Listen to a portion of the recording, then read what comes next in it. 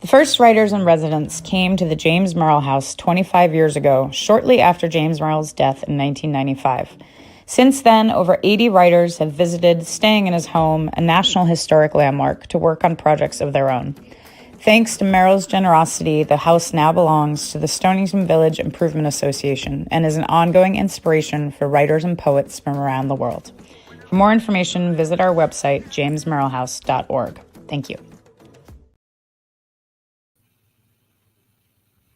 Hello, everyone, and welcome to our conversation today. It is my deep, deep pleasure to be in conversation with Judith Dupré, author Judith Dupré, who is currently a fellow at James Merrill. I'm going to introduce Judith briefly before she comes on. Judith Dupré has written numerous books about history as it is told through the lens of a specific architectural type, whether skyscrapers, bridges, monuments, or churches. She hopes to move readers beyond architecture's abstraction into an understanding of its most fundamental purpose, which is to create a human place. A New York Times best-selling author, her books have been translated into 14 languages. Dupré's hands-on, experiential approach to writing has yielded narratives that are increasingly hybrid, incorporating biography, history, imagery, and memoir to describe how places and life are experienced. Judith is a 3-time McDowell Fellow, a graduate of Brown University, a fellow and named scholar at Yale University, and 2015 National Endowment for the Humanities Public Scholar. About 10 years ago, Judith began writing what would become a trilogy of historical novels that feature the philosopher and psychologist William James. At the Merrill House, Judith has been working on The Mother Sea, the second book in the series about William James and the clairvoyant medium Leonora Piper. Welcome, Judith. Thank you. Hi, it's so good to see you. Good to see you. I only wish we were both here in Stonington. Yes, I do too. I want to introduce your books, which you know I love. Laurie and I met in 2003 at the McDowell Colony, and we were friends from the very first instant. We really were. It took, I think, less than 3 minutes for us to become lifelong friends. Yes. I want to tell you about Laurie's books, which are incredible. Laurie is the author of numerous novels that are part fantasy, but totally fantastical. Her first novel, Ex Utero, is about a woman who loses her uterus in a shopping mall. The thing is, Laurie creates improbable characters and scenarios that teeter on the absurd, yet somehow manage to convey life's biggest truths. Ex Utero was followed by Portrait of the Walrus by a Young Artist, Bingo Under the Crucifix, Before Elvis, There Was Nothing, and The Blue Girl, a swirling psychological portrait that gives a taste of the dark secrets unsaid, especially between mothers and daughters. If you haven't read Laurie's work yet, run. You're in for a real treat. Laurie has also published 2 books for Gemma Media's Open Door series. This is an organization devoted to increasing literacy. The books, The Giant Baby, and most recently, Toast, which is the second one is a middle grade novel about siblings and autism. Laurie teaches in the MFA program at Lesley University. So I wanted to start with, since I know, we both met at the McDowell Colony, and I have some idea of what it's like to be completely immersed in your work as you do in an artist retreat or residency. And so I wanted to ask you what it's been like to be. I've visited the Merrill House. I've never been a fellow, but I've visited and I've seen the actual space and how magical it is and how fitting it is for you to be writing this book that features the paranormal. And we have James Merrill's Ouija board and his tarot cards. And just if you could talk a little bit about how the work has gone in the last 6 weeks and how this immersive experience for this time has impacted your work, and and also being in beautiful Stonington. Yes. This has been an incredible residency. I mean, many different factors come into it. You know, the writing studio, the high studio on the top floor overlooks Fisher's Island Sound or Fisher Sound. So there's this extraordinary light that's ever changing. Seabirds are swooping by the window. So there's this beautiful natural cadence that has entered my work. You know, it just feels I've been working really productively, but there's an ease to it, I guess, that you know, it's not forced, you know. I've had at least 2 bona fide literary miracles happen while I've been here. Oh, that's so wonderful. The first book, this is a trilogy, which I did not set out to write a trilogy, but you know, Right. a few years ago, there were 2 books. So the first book, the title changed. It's to Bird on a Wire. It's exactly the right title, and it just clicked. And then I went to Mystic Seaport, and the experts in rigging, antique rigging, set me straight on what might or might not have happened to an acrobat in the last quarter of the 19th century, which is what the first book is about. Yeah. So, and you know, I had done, you know what a researcher I am. I'd done the research and all this stuff. God bless Howard and Laurie, who put me on the right path. And then the other thing that's happening here, which has been extraordinary, is the hospitality. I have been just gathered up by the community and have met so many interesting people and had great conversations and great walks. It's been a dream. And I kind of feel like Cinderella, like in a few days, I'm going to wake up and my carriage will have turned into a pumpkin, but but you'll carry all of that back with you, you know. Yes. All of that. That's something that you can then turn back to when you go back to the work. So it's been incredible. That's so wonderful. Thank you, Merrill House. Thank you, James Merrill. Thank you, James Merrill, for your generosity and prescience in leaving this house so that other writers would have this incredible place to write.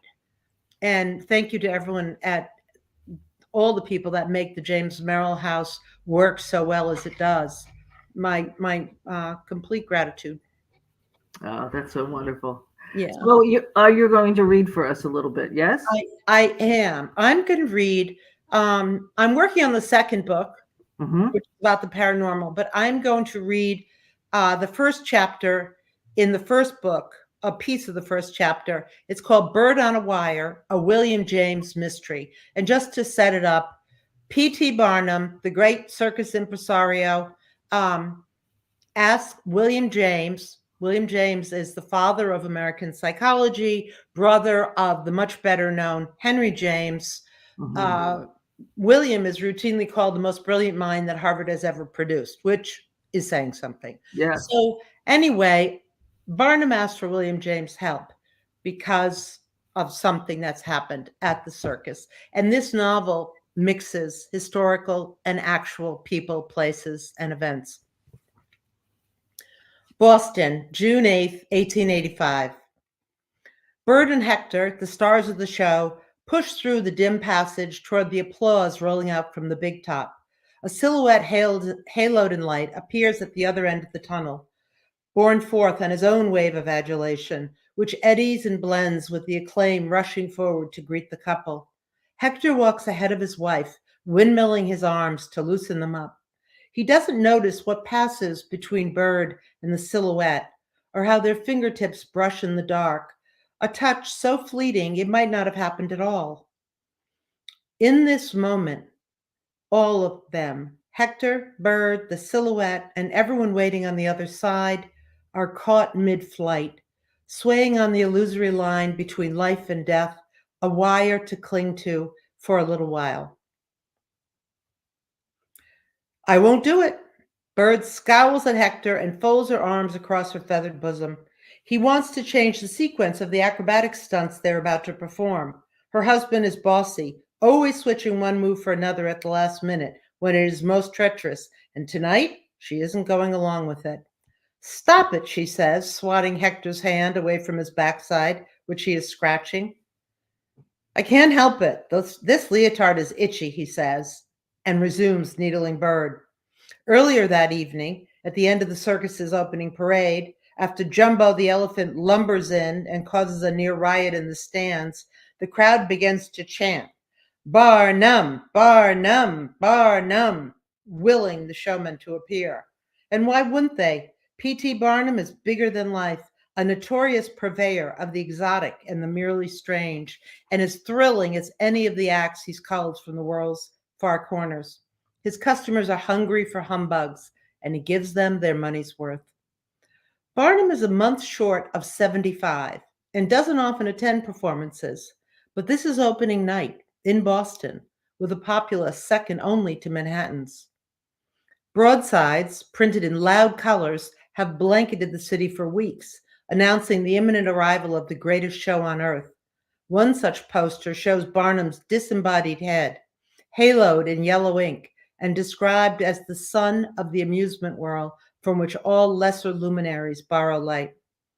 And so tonight, Barnum appears, circumnavigating the outer ring in an ornate open carriage, pulled by high-stepping Frisians with rippling black manes.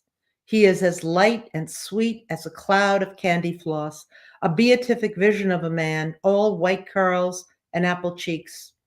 He extends his top hat and radiates the love of 100 suns, making the words on the poster almost easy to believe. When his ride concludes, Barnum sits in a front row box. He is joined by Professor William James and his novelist brother Henry, both keen observers of their species. Barnum is pleased the brothers have accepted his invitation, but ecstatic they've brought along their equally impeccable friend, Isabella Stewart Gardner. Belle, as she's called, having had the sense to wed the Stewart's new money to husband Jack Gardner's old money, is free to indulge in art, distant travels, and idiosyncratic capers that earn her yards of newsprint.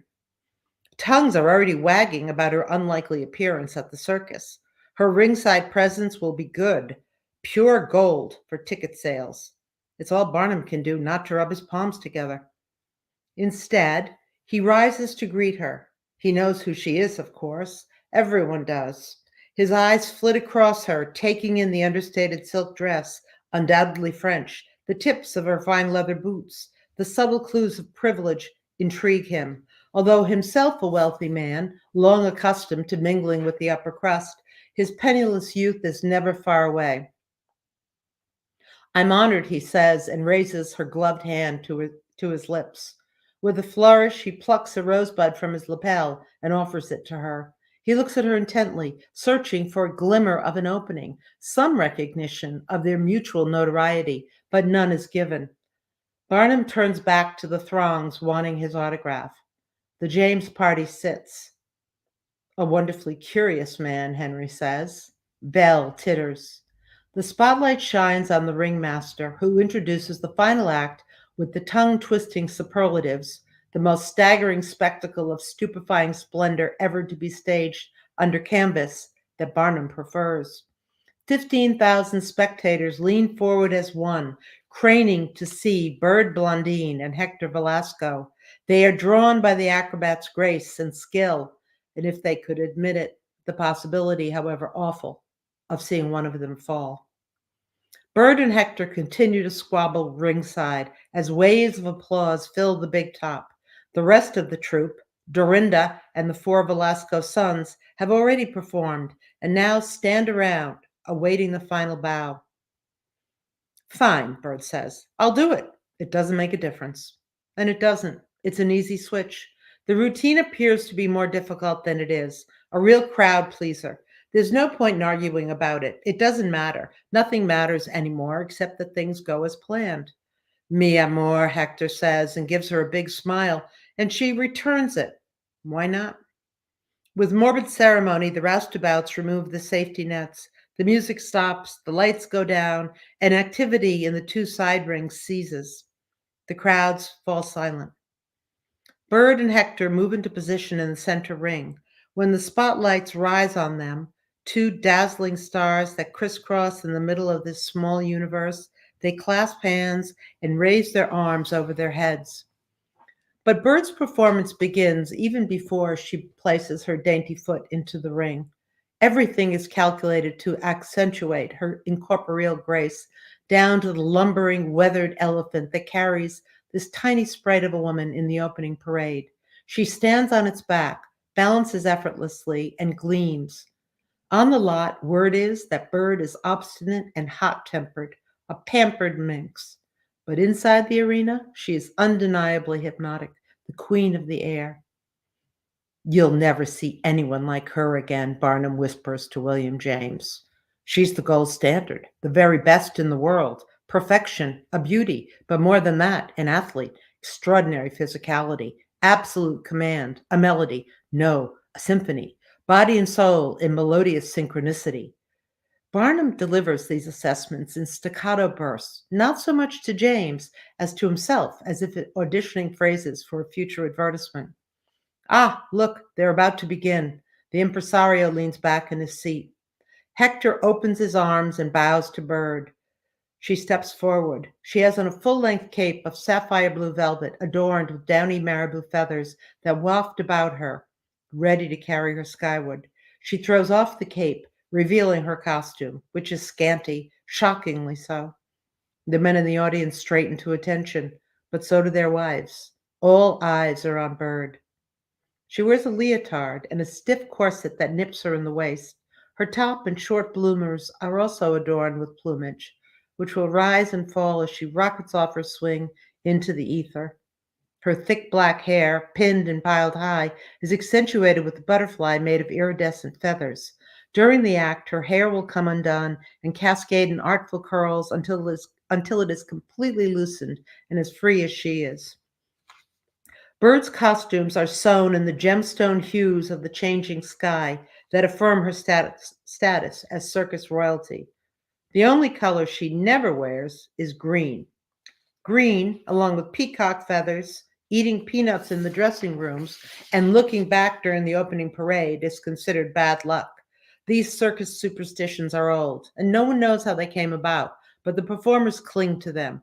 The seamstresses remind her that a bird flying into the tent also portends disaster, but Bird pooh-poohs them, insisting on the feathers that adorn her costumes. They acquiesce, but hold on to their fatalism. Life is dangerous enough.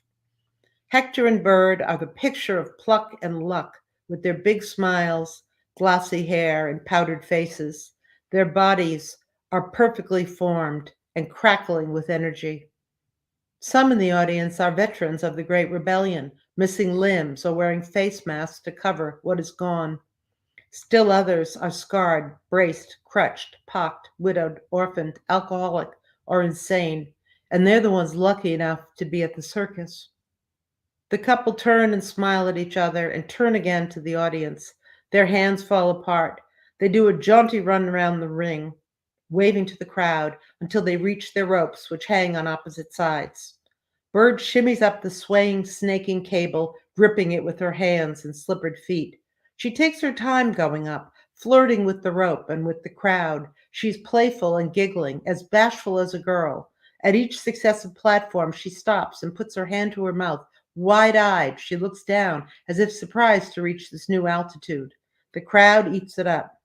She continues to climb, up, 60 feet up, away from the upturned faces of all the ordinary people in the world.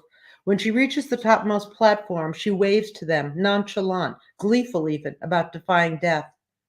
If she could, she would tell each one of them not to worry, that height for an aerialist is a matter of indifference. Her leotard glistens in the spotlight. Her costume rustles. She touches the showy butterfly in her temple. Is it loose? It feels loose. She tosses her head, swatting away her doubts, and at that moment the butterfly, freed from its pin, flutters to the ground, almost imperceptible in the bright lights. Someone in costumes is going to catch hell, she thinks. Maybe not. A falling butterfly is of little consequence. When she reaches the final platform, she stops thinking. There is no thinking once it begins. In any case, she's done thinking.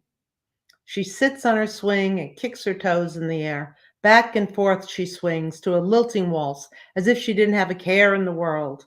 A drum roll sounds, announcing one of her signature moves. The lackadaisical swinging gains new purpose. Pumping legs become pistons, increasing her velocity and propelling her higher. Bird points her slippers up to the far reaches of the tent, then down to the audience and up again to the vast emptiness just beyond the tips of her toes, where above and below no longer exist. There is nothing but the void. This is the best part, the solitary swing between dark and light, suspended among the dust motes that sparkle like little stars.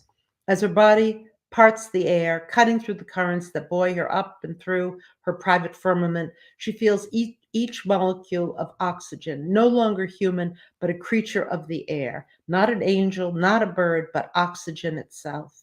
In that moment, she is completely alive. When the music changes, she falls. Even before the audience can react, gasp stuck in their windpipes, Bird grabs her swing by the backs of her knees and smiles down at their astonished faces. Straddling the swing, she reaches out to Hector, who is there, arms outstretched. There are other sounds in the rafters, too distant to be heard by those below, but unmistakable to the acrobats. A rush of wind, a whistling current, the whoosh of a body somersaulting through space. Then comes the reassuring slap, the connection, a hand clamping down on bar, swing, or ring. The couple swings toward each other and away, again and back, each along their own swooping arc. Twin catenary curves, gaining in speed until their fingertips almost touch. One last swing, their eyes staring into the others, measuring the distance between them. Hector usually gives a nod at this point, signaling Bird to let go and fly into his arms, but he doesn't. She flies forward anyway. This was it. Her arms, now slightly raised, fall away from the arc. Her eyes bulge. She has not yet reached the other side.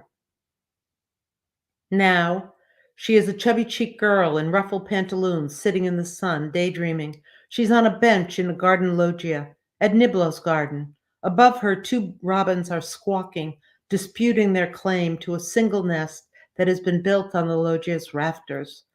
One bird alights on the nest and drives it away. They swoop back and forth in avian argument until one robin flies to a nearby tie rod and perches there. She lays an egg. It falls out of her and drops 10 feet, smashing into turquoise smithereens on the pavers. The mother flies away. The girl jumps up to examine the broken pieces, but there's nothing left to save. Bird's ears close against the shrieking wind. No, no. The word reverberates through her body, becomes her body, which tries with all its might to pull back the coiled beast that has been set into motion. Oh God, no, she doesn't want this. It's all so slow and thick, this falling and falling, her legs pedaling the air. Her body twists and rolls, inexorably plummeting down to where the safety net used to be. She falls face forward, back arched, cleaving the air, sweeping down with the velocity of an avenging angel charging her own soul. Why is it taking so long? Her footprints disappear. She calls out to the sky.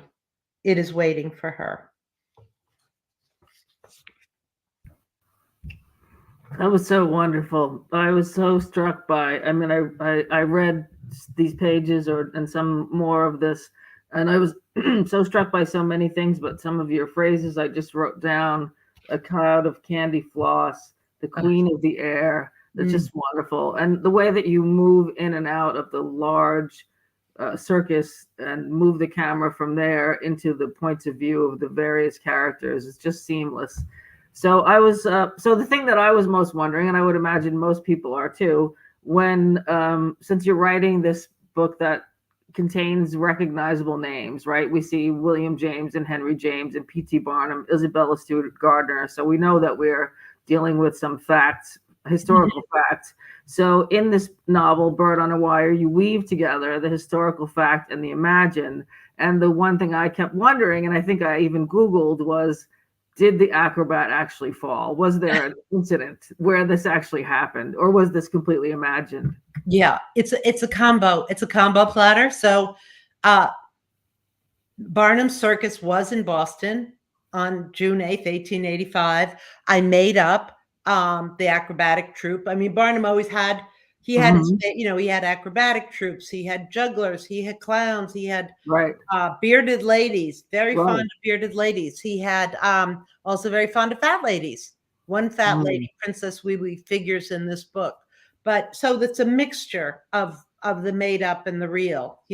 Whenever I can, I use lines from William James. When we get into it, William James, he was a voluminous writer. He wrote and he spoke in such an unaffected, wonderful way. So it is possible, it's in some cases it's been possible to use his actual words, but weave those into your own. Yeah. It's not easy. I mean, it's like putting together a crazy puzzle. Right. That's what I was thinking. And also one of the things that comes up when I work with students who are writing historical fiction, is that how do you balance, and I've had conversations with other writers about this too, how you balance the research part, because it's easy to sort of fall in love with the research, right?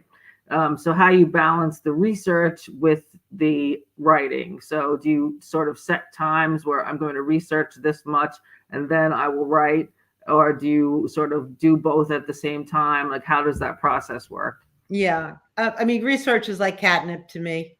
Right. I can never stop researching. It's all so interesting. It's like, what? That happened? Yeah, That really happened. So that's like catnip. And so, I mean, I'd be embarrassed to show you exactly how much research I have done on this book. But the thing is, you have to do mountains of research, and then the novel is like the tip of the iceberg, because no one picks up a novel because, they want to learn history. I like novels where I learn a little something, but you can't feel like you're being hit over the head with a frying pan. Right.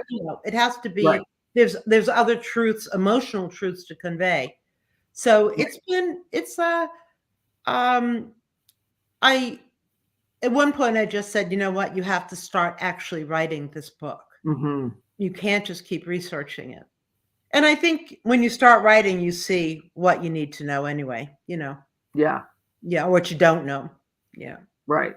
Yeah. I think so often we write into I think Grace Paley said, it's not really write what you know, but we write into what we don't know.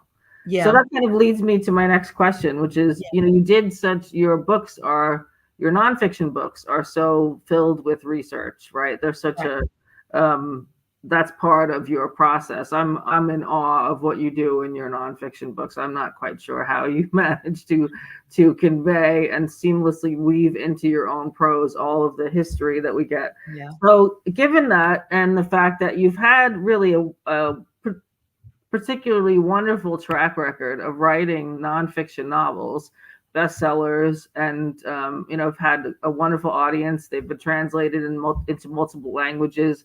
And I wondered, you sort of could have continued to write those kinds of books, write about architecture and religion and all the things that come into your, sort of your work over and over.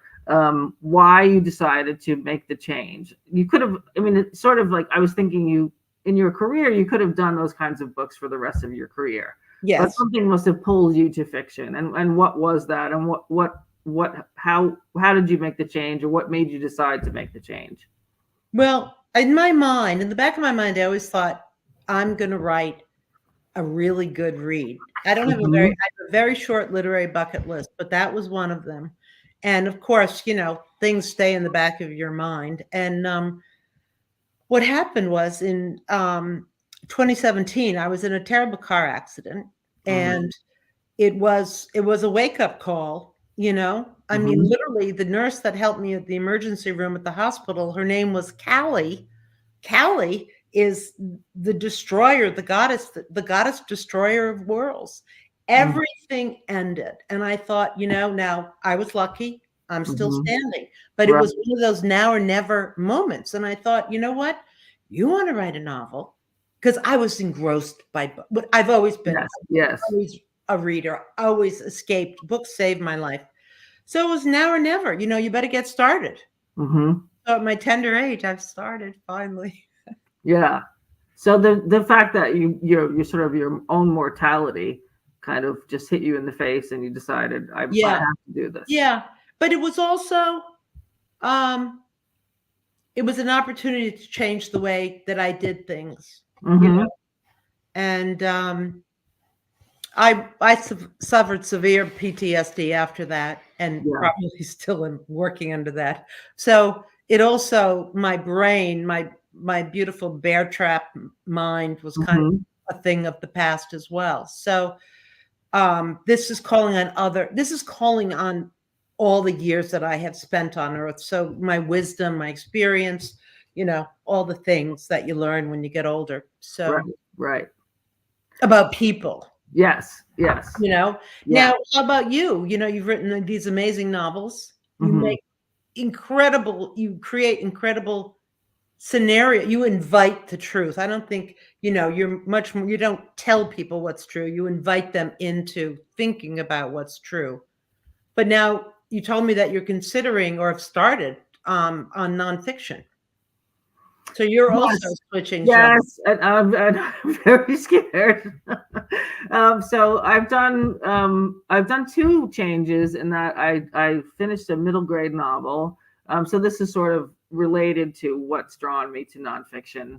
And the novella Toast that came out with Gemma, I expanded into a full length middle grade novel, and the subject matter is siblings with one is neurotypical and the other is on the autism spectrum. And that's my children. I have a neurotypical daughter and a son with autism and intellectual disabilities. And I really wanted to convey the experience of the sibling, what the sibling experiences in having a sibling with disabilities. So I've wanted to write about my son. I think that I have, I have things to say, not just about what it's like to be a parent of a child with disabilities, but also what I've learned in the long process of planning the battles that you go through with the school system, the enormous planning that goes into planning for life beyond high school, for the lifelong path. Transition, they call it. So that's something I also feel like I can impart to readers. So I think that's it's interesting. I feel like I would, if I'm going to write about, I would feel like I've sort of already written about him in fiction. Right. So I think I do have something to say about. Oh, you definitely do. You've been such a fierce advocate for your son, and you've really done the footwork and the heavy lifting of figuring out what resources are available to you. Yes. And this is information that parents of autism. Yes, and no one tells you. You sort of have to figure it all out. So also, people who don't have autistic children need to understand how to speak to an autistic person or their parents. What's offensive? What isn't? How can you be supportive? Right. That's stuff people need to know. Yeah, thank you. I think so too. So I was thinking about, what have we learned, or what challenges and surprises have happened in switching genres in that way. I was thinking about my first nonfiction piece was very short, and it was about him and the early stages, like when he was first diagnosed and when I had people coming into the house, say 4 days a week. And so that was my sort of first foray into writing nonfiction. And then I wrote a piece about my father that appeared in a anthology called At the End of Life. And so that was about his death. He suffered for a long time from colon cancer and died. And so it was interesting because the editor came back and said things like, okay, so could you add a little bit more about the room, some details about the room, what it looks like and all of that. And I thought, oh, that's so interesting. I thought, of course I should, that's something But I was thinking that's something that I would do organically in writing fiction because I have been writing fiction for so long. Right. And it was interesting to not see that that's something that I needed to do in nonfiction. So that's kind of been something that I've felt. And I wondered for you, the change from nonfiction to fiction and what that's been like for you. Like, what have you learned? What's been surprising? What's been the most challenging? What joys maybe have you found? Freedom? It's been a really rough transition for me. Mm-hmm. And because I have had to push away from the platform that is research and facts. Right. And push into the ether, Right. and that is scary as hell. So you have to get at your unconscious in ways that you wouldn't in nonfiction. Is that right? Right. I mean, for me, having the facts has always been a survival mode, Right. And so it's a change.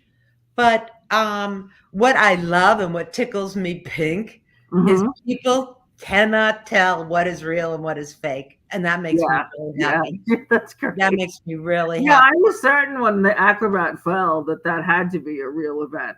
So that's the first thing I asked you was like, did this really happen? So and it's an ensemble of people. Mm-hmm. So, and they're all made up, or most of them. I'll let you guess. But and people say, "Oh, are you this character? Are you that character?" It's like, no, I'm actually every single one of these characters. Right.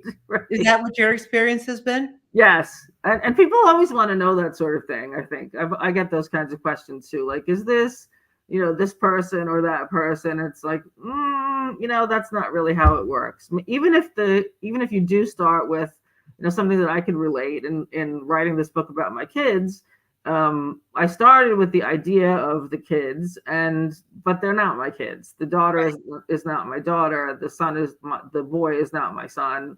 And so how that sort of organically happens, and how you have to let go of the happening truth and to get to the truth of the human truth. The human truth. That's it. And I mean, I'm getting freer and freer. And I think that, Merrill House has really helped me just like chill out. So that's been really, that's been good, know. And I, I love this period of time. That's the other thing. This would not be possible at all if I didn't love that whole, post-Ellen period. I happen to love. It's a time of such ferment and so many things happening in the 1880s. Suspicion of government, suspicion of neighbor, hatred of immigrants, wide disparities between the rich and the poor. I mean, and what happened? Pick up the paper today. Now. Right. Exactly. So there's a lot of parallels between the Gilded Age and all its excesses and all its deprivations and today. So that's been interesting. What drew you to William James in particular? At Yale, William James wrote one of his classic books. He was a voluminous writer. He wrote a book called The Varieties of Religious Experience. And he was not espousing any one denomination or faith or any belief whatsoever. Right. It's that he was interested in the nature of belief. He was interested in the nature of thinking. He didn't really care what you thought. Right. He cared how your brain worked and how thoughts. He came up with the concept of stream of consciousness, which is so him. Oh, I did not know that. Yeah, just an incredible mind. So, at Yale there was a talk. It was absolutely fascinating about various religious groups that had sprung up at the end of the 1900s. And a conversation arose about William James and his support of paranormal activities, very specifically his work with a Boston clairvoyant named Leonora Piper. So she figures greatly into this second book in the trilogy. And Right. it was just so fascinating because William James was such a great scholar that his mostly male biographers have overlooked the fact that he worked in psychical research for 25 years. The minute he discovered it, he was on board, and not only on board, but was advocated for paranormal research to be studied as any science. So it wasn't just the quarter of quacks. Right. Right. Yeah. No, I can see where that would figure into. I think we all sort of have our writerly obsessions, the things that we turn to over again in our work in different ways. Something that I try to identify. I feel like at the end of the MFA program, I write a letter and I sort of try to identify for the student, these are your writerly obsessions that I see coming up again and again. Wow. And these are the ones you'll probably come to over and over in your work. So I wanted to talk a little bit about process. That's so generous of you. Yeah, I know how many hundreds of pages you have to read at the end of the term. So condolences. I think it's really sort of I sort of followed that from a faculty member who's no longer with us. And he wrote, I was the second reader, and he wrote, you have enough obsessions to last you the rest of your career. And I thought, oh, that's such a great thing. And I think I'm going to do that. And I try to identify people's obsessions. And I think about my own obsessions, the things that come up again and again in my work. Yeah. Yeah. But so one of the things that's been sort of in popular culture lately in terms of process and talking about process in fiction is the question, are you a planner or a pantser? So a planner being somebody who outlines, or maybe, somebody even has like a board up on their desk that has post-it notes and knows the plot points that they want to hit. And a pantser is someone that sort of flies by the seat of their pants, doesn't really know where something is going and just follows along. So I wondered, how do you think you fall? Which camp do you fall into? And do you think you're maybe a combination of the two? Let me tell you, I'm a pantser. Despite all the research, Yeah. I pantsed around for years trying to figure out. I'm not kidding you. It took me 4 years just to figure out with Bird on a Wire, even though I had done pros and cons lists, it took so long to figure out what actually happened. I don't want to give Yeah. But now it's like, you know what? I mean, it's really helping to be into the second book.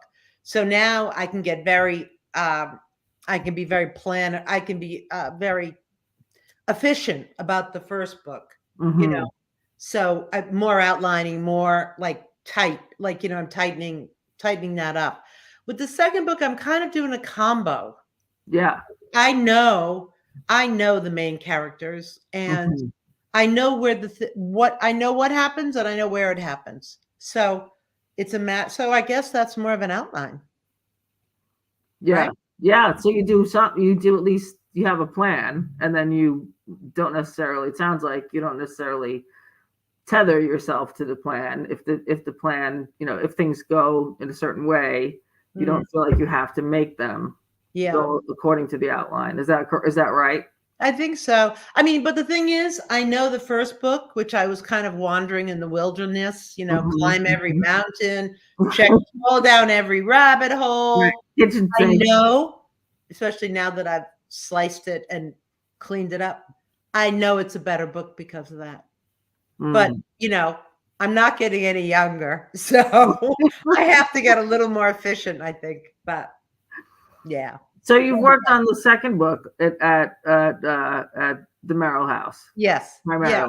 Just kind of, believe me, there's a ton of research that's been already done. Just kind of thinking of those, those big truths, the things that are always true. And that's no matter who you are or where you are, what century it is. I think there's so much about us as humans that is so much that is always true. Right. Yeah. Now tell me, are you a pantser or are you a planner? I am a complete pantser. In fact, if you looked at my desk, which is a complete disaster, I think it kind of mirrors my mind. It's kind of a disaster, but I know where the disaster is. But I don't think that you would be able to tell, except for maybe I've written down character names because I need to keep those straight. Like, so in my last novel that I just finished, I had 10 girls and I wrote it in this collective we voice. And so that was really interesting. It was something I'd always wanted to try. And all I knew was that stars fell from the sky.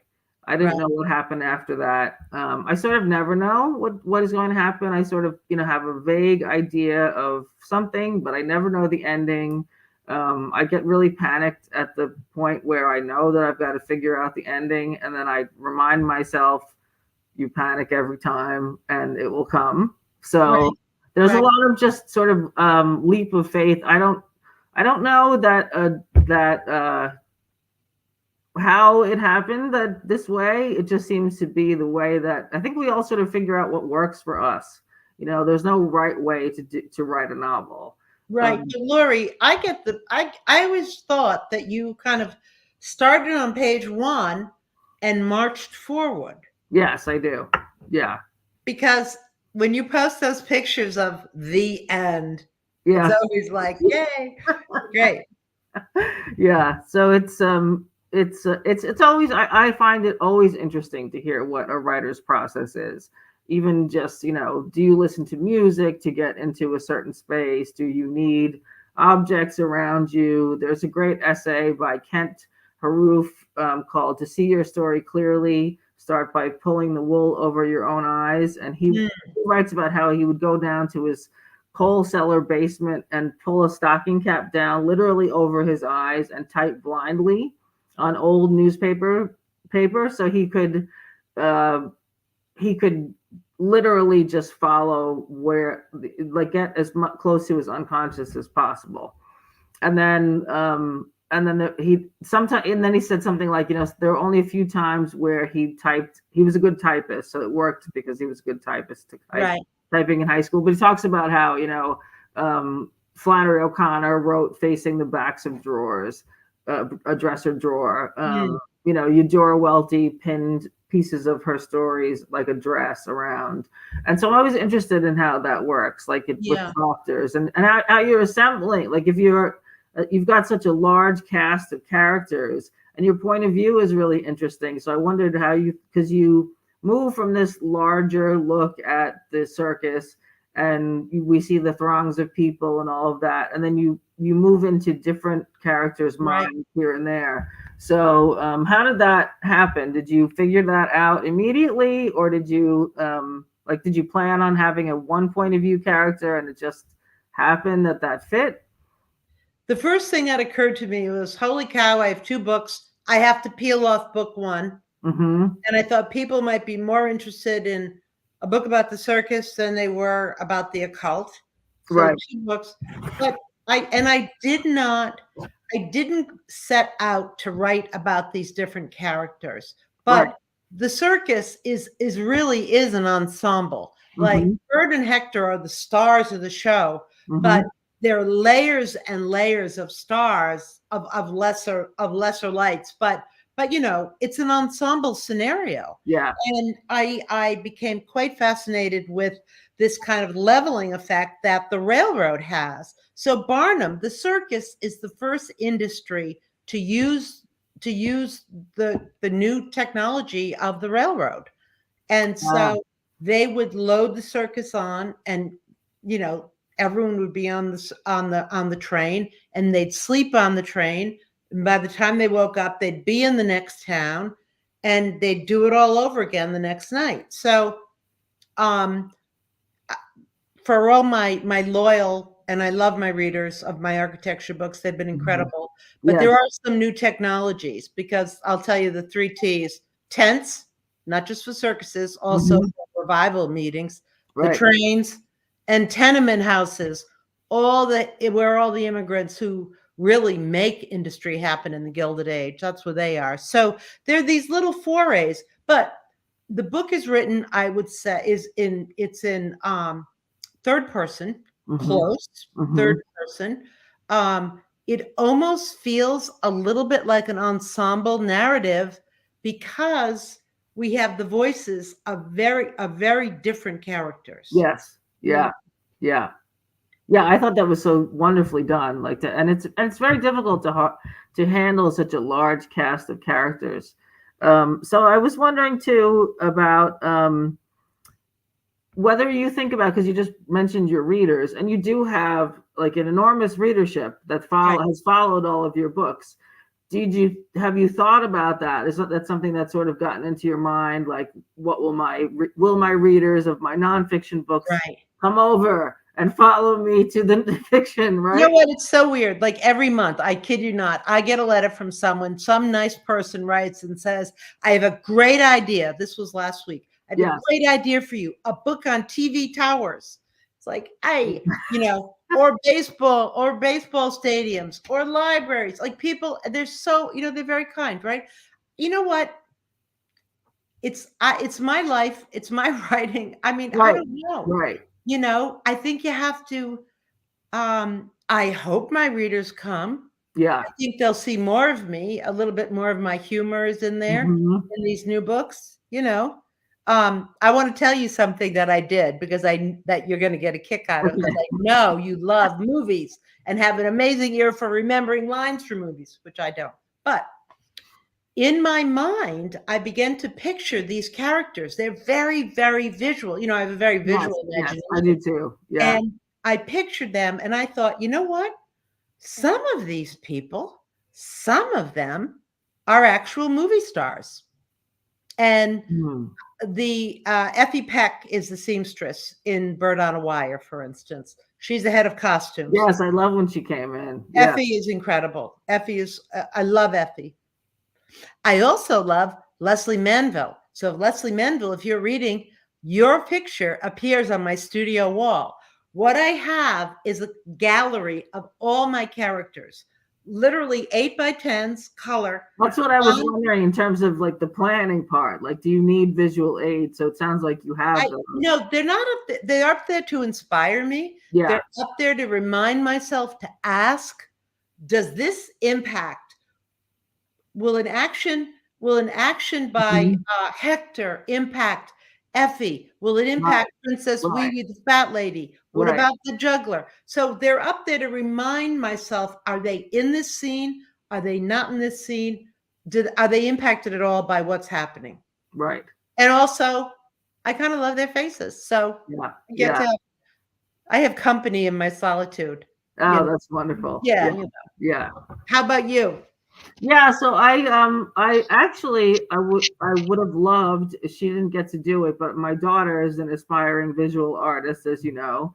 And so this last novel is they flee a sort of apocalyptic event, and they end up on this idyllic island where that's where the stars fall. So all the things that were troublesome in the other life are now gone. And so I really wanted her. I'm a terrible visual artist, so I wanted her to draw me like a map of land, so I could figure out how far is the hut that they lived to the sea.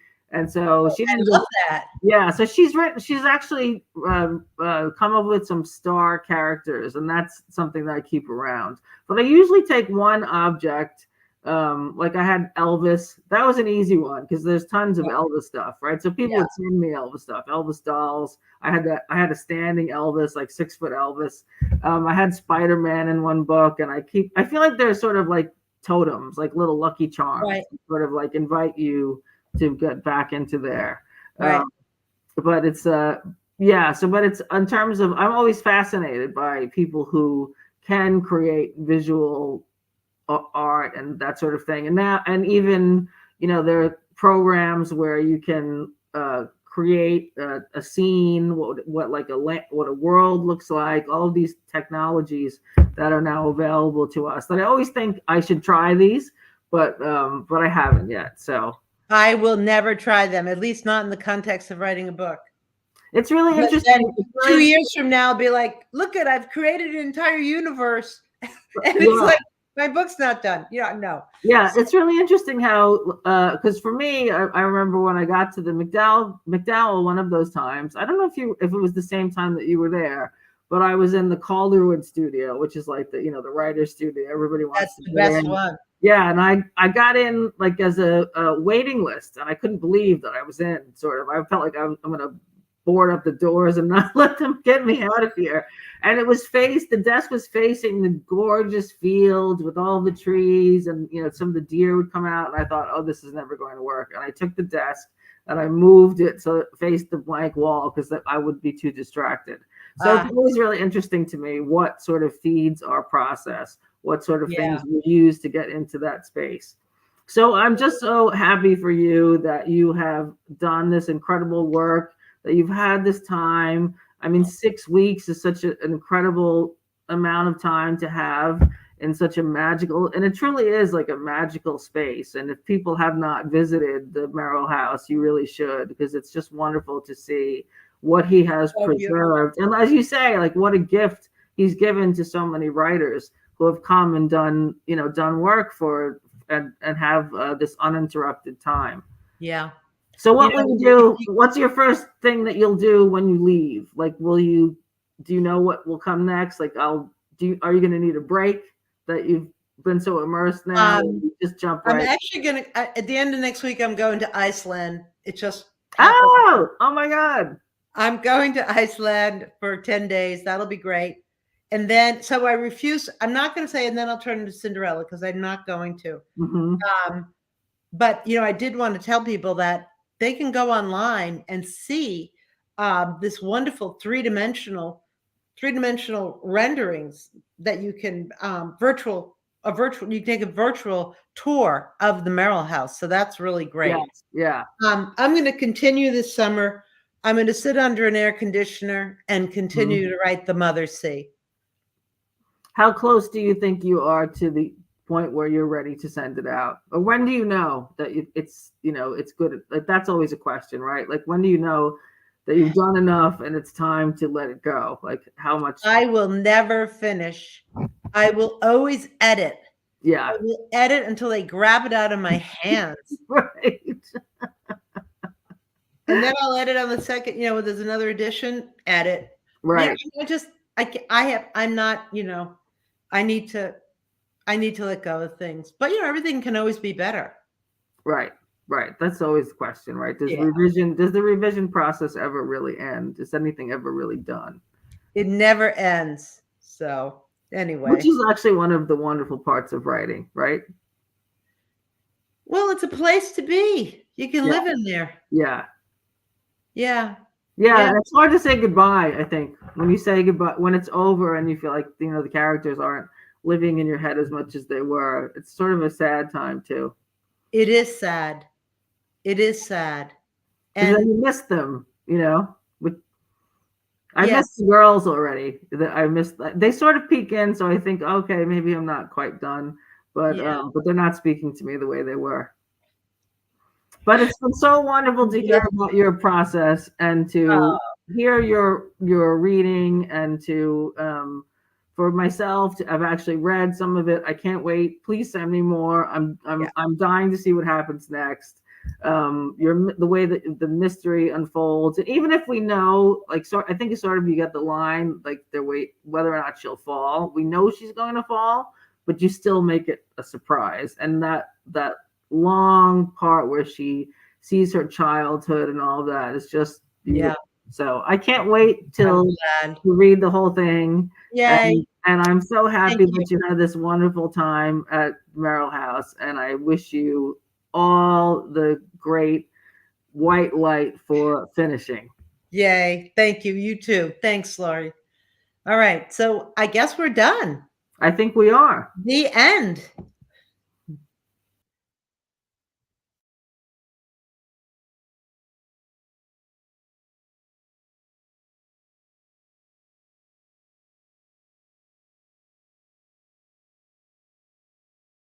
So, hi. Okay. Yeah. Thank you so much, Bergen. It is lovely to see the James Merrill hidden study of 107 behind you. It's very nostalgic. Yes. Yeah. Thanks so much. So this is my new book. It's called The Math Campers. My own novel. It's called These Women. It looks like this. Well, the first thing I'll say is all the dreams are actual dreams. There's nothing worse than a fabricated dream. You can always tell. I normally don't write in first person because of the fact that as soon as you have a narrator, you tend to have somebody listening, or there's an implied audience.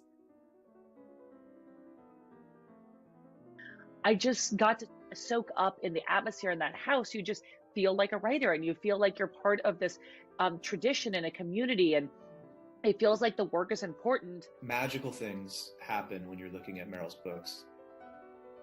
Well, it was a really, really transformative residency for me. It might sound like a bit of an overstatement, but it really wasn't. Merrill's really distinct imagination was present in every detail. Thanks, Brendan.